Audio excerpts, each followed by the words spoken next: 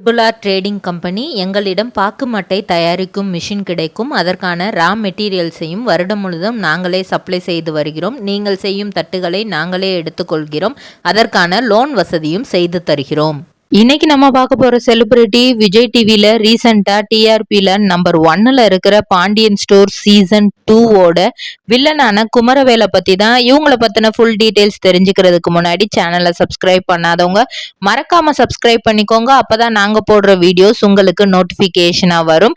இப்போ ரீசெண்டா பாண்டியன் ஸ்டோர்ல பல சீக்வன்ஸ் வந்துச்சு. குமரவேல் அரசினால ஜெயிலுக்கு போயிருப்பாங்க. ஆனா இப்போ 1-2 நாட்கள்ல குமரவேல் அரசிட்ட பேசி எப்படியாவது கன்வின்ஸ் பண்ணணும், மனசு கொஞ்சம் மாறி இருக்கிறாரு. இவரை பத்தின ஃபுல் டீடைல்ஸ் தான் நம்ம ஒன்னொன்னா பார்க்க போறோம். இவரோட உண்மையான பெயர் சக்திவேல். இவரு நவம்பர் மாதம் 21ஆம் தேதி 1990ஆம் ஆண்டு பிறந்திருக்கிறாரு. இவங்க அம்மா மீனாட்சி, அவங்க ஒரு ரிட்டையர்டு ஸ்டாஃப் நர்ஸ். இவங்களோட சேலரியில தான் மொத்த குடும்பமே இருந்திருக்கிறாங்க. ஏன்னா இவர் சின்ன வயசா இருக்கும் போதே இவங்க அப்பா இறந்துட்டாங்க. அதுக்கப்புறம் இவர் அங்க பக்கத்துல இருக்கிற பெரம்பலூர்ல பக்கத்துல இருக்கிற ஸ்கூல்லயே தான் படிச்சிருக்கிறாரு. படிச்சு முடிக்கிற அந்த டைம்ல கிட்டத்தட்ட 12th ஸ்டாண்டர்ட் எல்லாருமே டியூஷன்லாம் போய் படிச்சிருப்போம். அந்த மாதிரி தான் இவர் டியூஷன் போயிருக்காரு. ஆனா இவர் டியூஷன் போனதுக்கான காரணம் அக்ஷயா அப்படிங்கிற ஒரு பொண்ணு தான். அவங்கள பார்த்தோன்னே இவருக்கு ரொம்ப பிடிச்சிருச்சு. அந்த வயசுல ஒரு சிலர் அவங்க ஃப்ரெண்ட்ஸ் டே இது இன்ஃபாக்சுவேஷன் அப்படின்னு சொல்லியிருக்காங்க.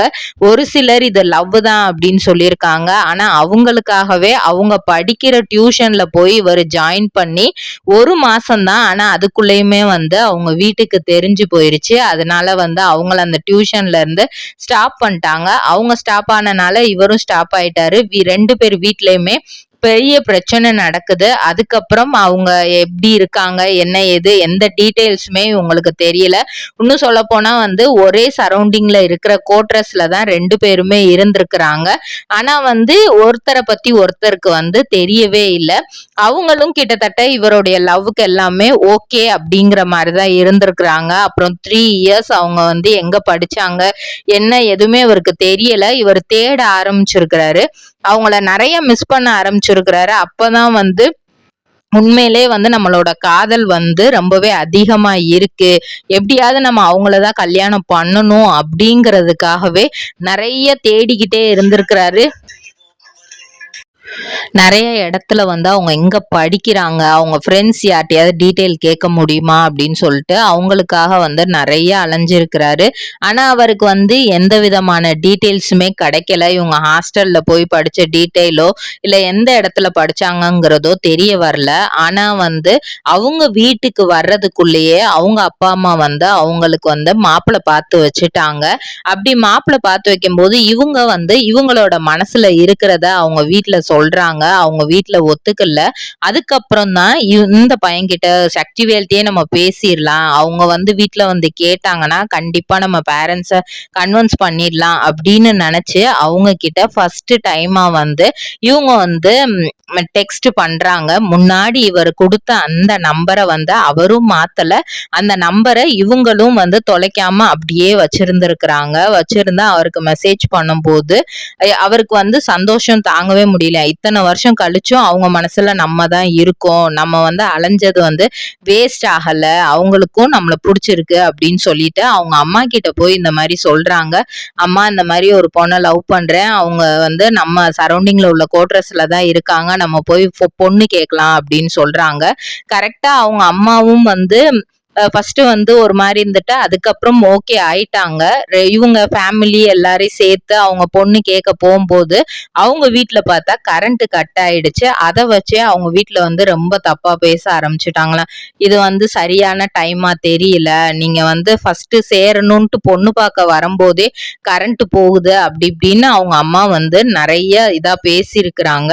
இருந்தாலும் மீனாட்சி அம்மா அதெல்லாம் ஒண்ணும் இல்ல, பசங்க ஆசைப்பட்டுட்டாங்க, நம்ம கல்யாணம் கல்யாணம் பண்ணி வச்சிடலாம் அப்படின்னு சொல்லிட்டு நிறைய கன்வின்ஸ் பண்ணிட்டு, நான் வந்து கவர்மெண்ட் ஹாஸ்பிட்டல்ல தான் ஸ்டாஃப் நர்ஸா வேலை பார்க்கறேன், நான் பாத்துக்கிறேன், ஃபுல் அண்ட் ஃபுல் நான் பாத்துக்கிறேன், பையனும் வந்து நல்லா படிச்சிருக்கான், இன்ஜினியரிங் படிச்சிருக்கான், அவனுக்கும் நல்ல ஜாப் இருக்கு, அவன் பாத்துப்பான் அப்படின்னு சொல்லிட்டு தான் கன்வின்ஸ் ஆகி ஓரளவுக்கு அவங்க வந்து ஃபுல்லா ஒத்துக்கல அப்படின்னாலும் அப்போதைக்கு மனசு மாதிரி ஓகே நம்ம பொண்ணு ஆசைப்படுறா அப்படின்னு சொல்லிட்டு 2013ல இவங்களோட கல்யாணம் நடக்குது.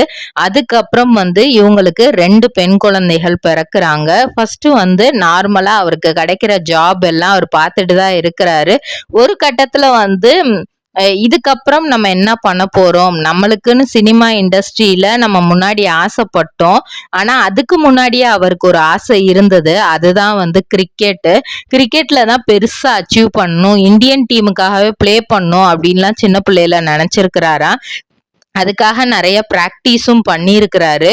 அந்த டைம்ல தான் வந்து இவருக்கு வந்து பேக் போன்ல ஒரு கிராக் ஏற்பட்டிருக்கு. அந்த கிராக்னால வந்து மிகப்பெரிய ஒரு பெரிய இதுவே இதாயிடுச்சு அவர் உடம்புல. 10 நிமிஷத்துக்கு மேல அவர்னால ஸ்ட்ராங்கா வந்து மத்தவங்கள மாதிரி உட்காரவே முடியாத சூழ்நிலை வந்துருச்சு. அதுக்கப்புறம் கிரிக்கெட்லாம் விளையாட முடியாது அப்படிங்கிற கண்டிஷன் வந்துருச்சு.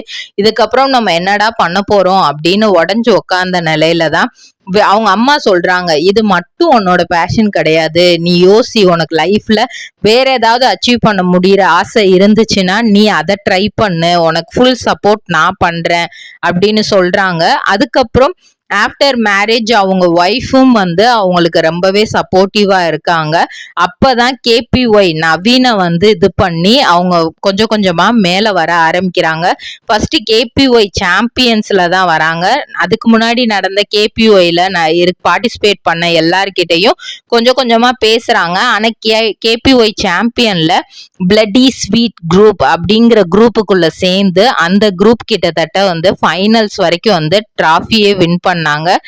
இது வந்து சீசன் 4ல, சீசன் 1லயுமே வந்து இவர் தனியா பார்ட்டிசிபேட் பண்ணியிருப்பாரு.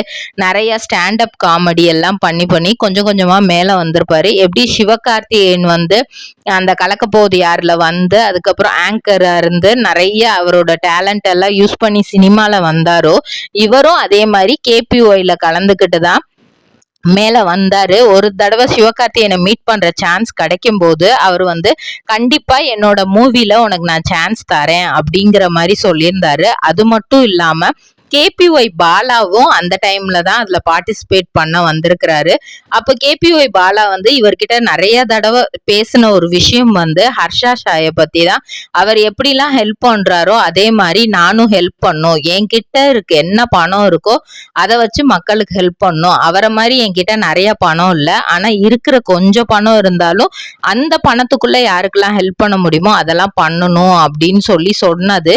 இப்போ அதை அவர் சக்சஸா பண்ணிட்டு இருக்கும் போது அவரை நினைச்சு எனக்கு ரொம்ப பெருமையா இருக்கு. இன்னும் என்னால முடிஞ்ச ஹெல்ப்பையும் பாலாவுக்கு நான் செய்யணும் அப்படிங்கிற ஆசையெல்லாம் இருக்கு அப்படின்னு சொல்லியிருக்கிறாரு. டாக்டர் மூவில சிவகார்த்திகேயன் வாய்ப்பும் கொடுத்திருக்கிறாரு. இவருக்கு போன் பண்ணி சொல்லும் போது அந்த டைம் இவருக்கு ஒரு சிச்சுவேஷன்னால வந்து அதுல நடிக்க முடியாம போயிடுச்சு. சோ இந்த வாய்ப்பு இதாயிடுச்சே, நம்ம நெக்ஸ்ட் என்ன பண்றது, நம்ம கிட்ட வாய்ப்பை கொடுத்தும் நம்மளால பண்ண முடியலையே அப்படின்ட்டு ரொம்ப கஷ்டப்பட்டிருக்காரு. அதுக்கப்புறம் நிறைய voice over, dubbing, content writer, இந்த மாதிரி எல்லாம் நிறைய விஷயங்கள் பண்ணியிருக்காரு. இது மட்டும் போதாது, அவங்க அம்மா சொன்ன வார்த்தை வந்து அவருக்கு ஞாபகம் இருந்திருக்கு. சினிமா வந்து எப்பவுமே வந்து ஒரு கட்டத்துல நம்மளை கைவிட்டுச்சு அப்படின்னா கண்டிப்பா இன்னொரு தொழில் இருக்கணும் அப்படின்னு அவங்க அம்மா சொல்லியிருக்காங்க. அதுக்காக ஒரு சின்ன பிசினஸ், அது கீழே ஒரு 4-5 ஒர்க்கர்ஸ் வச்சு வேலை பார்த்துட்டு இருந்திருக்காரு. இவருக்கு மூவிலையும் வாய்ப்பு கிடைக்குது. விஜயநகர் அப்படிங்கிற ஒரு படம் நடிக்கிறாரு. அந்த படம் ரிலீஸ் ஆகல. அதுக்கப்புறம் சரத்குமாரோட சேர்ந்து ஹிட் லிஸ்ட் அப்படிங்கிற படம் நடிக்கிறாரு. அது மட்டும் இல்லாம இவருக்கு வில்லன் ரோல்ன்றது இல்லாம லேடி கெட்டப் கொடுத்தா கூட நடிக்கிறதுக்கு எனக்கு ஓகே தான் அப்படிங்கிற மாதிரிதான் இவர் இருக்காரு. என்ன மாதிரி வாய்ப்பு வந்தாலும் அதை வந்து ஒரு சக்சஸா எடுத்துட்டு ஃபர்தரா போயிட்டே இருக்கணும் அப்படின்னு தான் இருக்கிறாரு. இதுக்கு முக்கிய காரணம் அவரோட ஒய்ஃபும் அம்மாவும் தான் அப்படின்ட்டு நிறைய இடங்கள்ல அவர் சொல்லியிருக்கிறாரு. இதே மாதிரி பல செலிபிரிட்டிஸோட பயோகிராஃபி தெரிஞ்சுக்கிற சேனலை மறக்காம சப்ஸ்கிரைப் பண்ணிக்கோங்க.